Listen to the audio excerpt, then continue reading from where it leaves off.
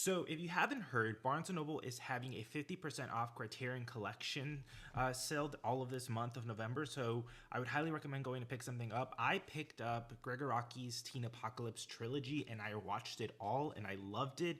But these are kind of movies that seem tailor-made for me. They are weird, they are unconventional in the narrative structure and the topics that they're discussing. Their dialogue is very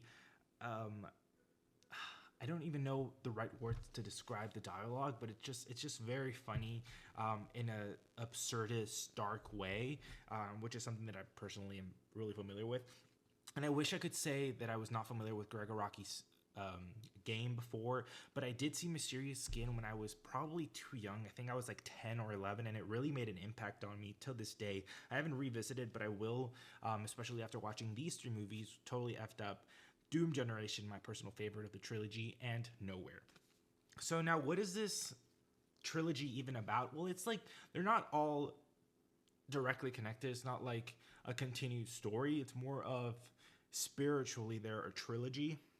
And it really focuses a lot on the teen angst and the teen experience of the 1990s. And what I find most fascinating is how, despite time passing, the general atmosphere around the younger generation of today is still really similar. We still are very disheartened by what we're seeing around us. We feel very doomed, like this is like we're living in the final stages of the world, and that is something that I thought was very specific and unique to like my generation. I thought that like with everything happening in the world, it's just like no one has ever felt like we do. And then I watched these three movies, and I feel like we are not original at all in the best way possible, because it makes you feel so connected to everyone else in this world, because every person of every age was at one time a young adult. And just to see that they have all of these similar feelings and emotions, and they kind of outgrew them, it's interesting to find what exactly happened in that journey.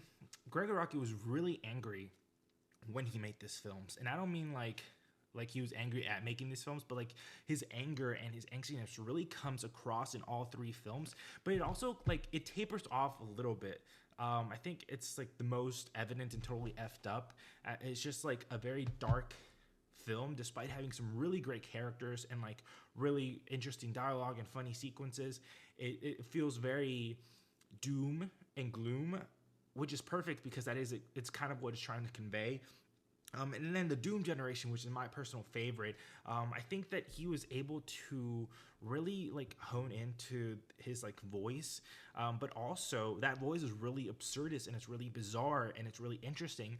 And the production design on the Doom Generation, it was brilliant. It was like I couldn't believe how they made that film for so little money.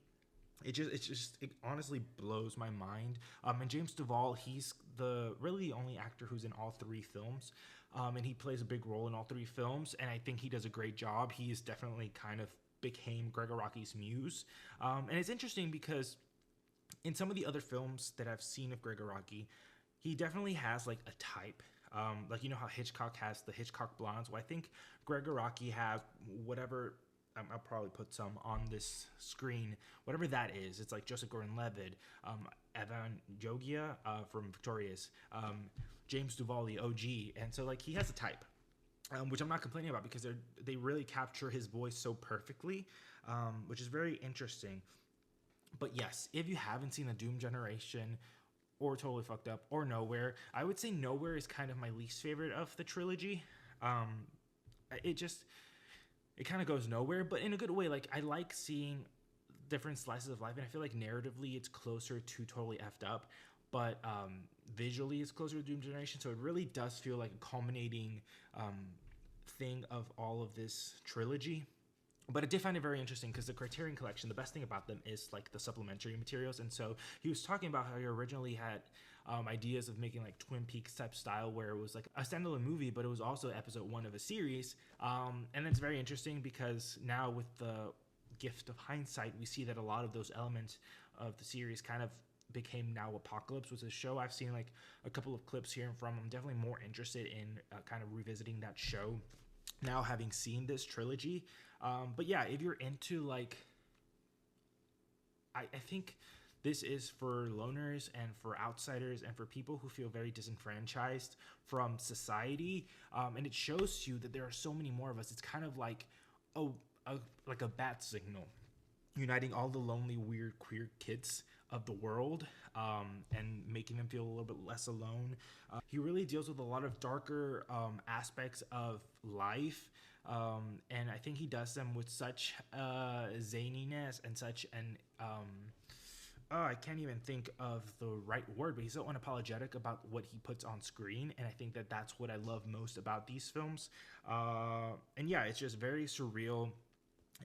Parts of it kind of reminded me a little bit of like Quentin Tarantino vibes, but I do think that it's interesting because Gregg Araki was not. I don't feel like he's been as welcomed in the industry as Quentin Tarantino was. He hasn't been praised as much, despite these being solidly better than a lot of Tarantino's early work.